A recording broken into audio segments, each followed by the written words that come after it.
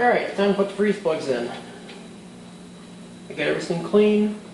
Had some new freeze plugs already laying around. I usually like to put a little Permatex on them, just because some people put them in dry, some people, I've seen people use silicone, I've seen people use, a whole bunch of weird stuff, but this is what I use.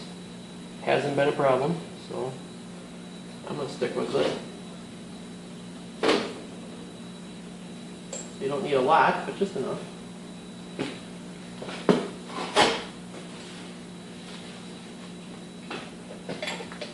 Get that centered in there.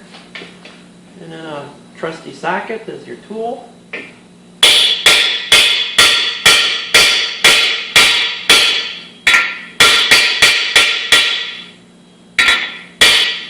Just like that. Do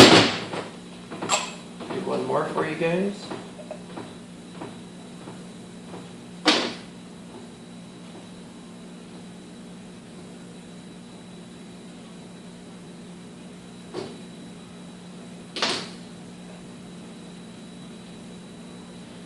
Alright, that one in there.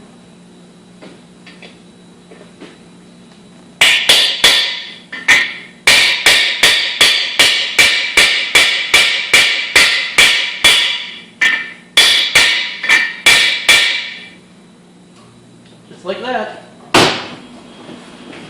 So I got a bunch more to do, but they all go in the same way, so now you know.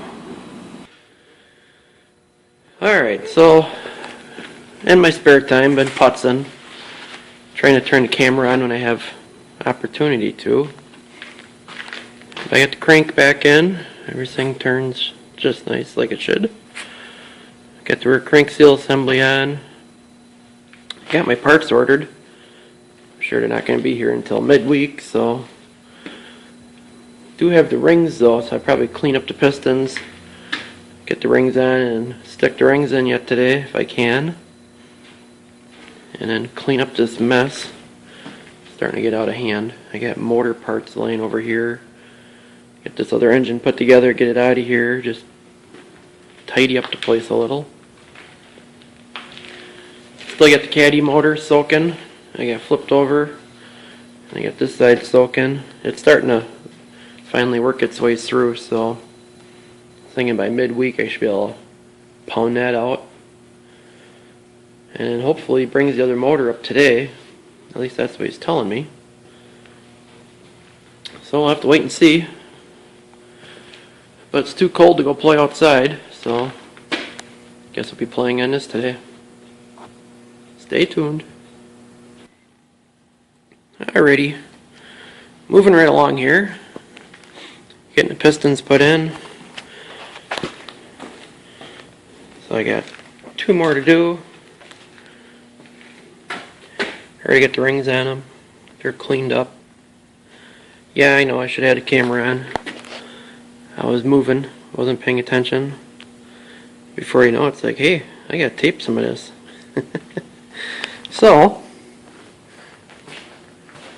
I'll let you see some of this action, even though it's pretty boring in my opinion, but somebody might want to watch it.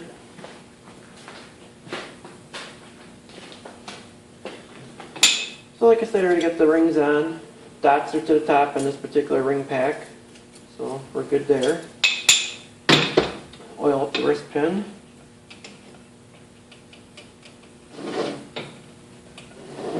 They did wash the pistons, so I'm sure all the whatever oil was left in there is gone. So you always want to make sure you lube them up good.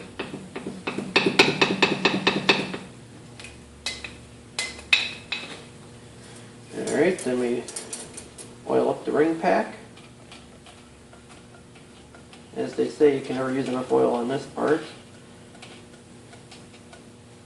And make sure you work it all in good.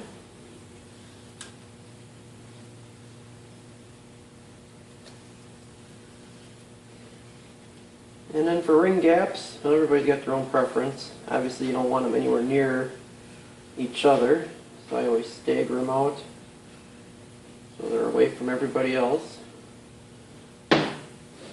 Sort of like that. Got a handy dandy ring compressor tool.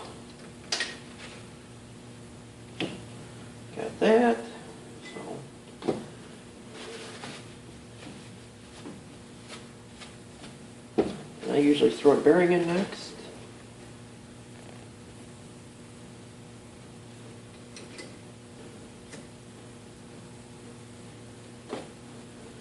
Some people use engine assembly oil or lube. Some use that Molly lube. 350 Chevy and the big black Chevys, I can prime the system, so I usually don't put assembly lube on this, and I just use regular engine oil. This is just straight 30 weight, so it's kind of thick.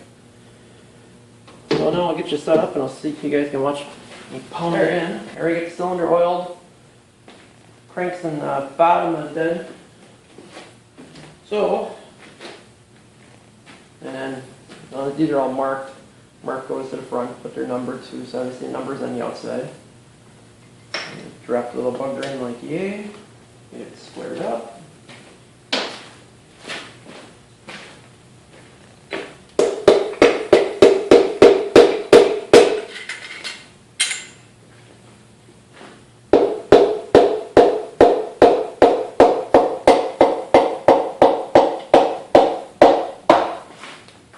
Just like that. Like I said, kind of boring. So we'll flip it over here. Make sure your bearings stayed in where it's supposed to be. Every once in a while, they'll kind of slide out. And I'll get my bottom bearing set up here. And bearing.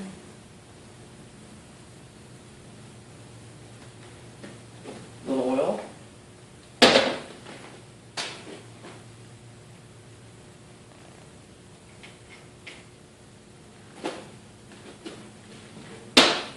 Grab the wrong cap. I'm kind of paying attention here.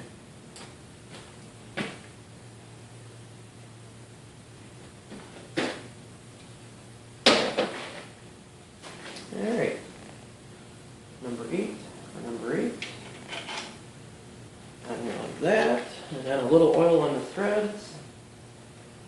And shoulder where the nut's going to go. Usually I come back and I torque everything once it's all together, so I just snug everything up. And then once it's all done, then I go through and I torque it all. Give it a good pull and wrench. Make sure we still got end play, which we do, feels good. Usually you just kind of go through and make sure the all still move yet, back and forth, just end play.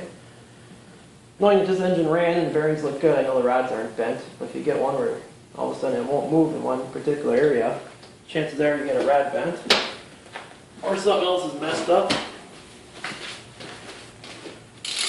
We'll bring it back over here to this one. Let's throw number 7 in. I got 2 on the bolts.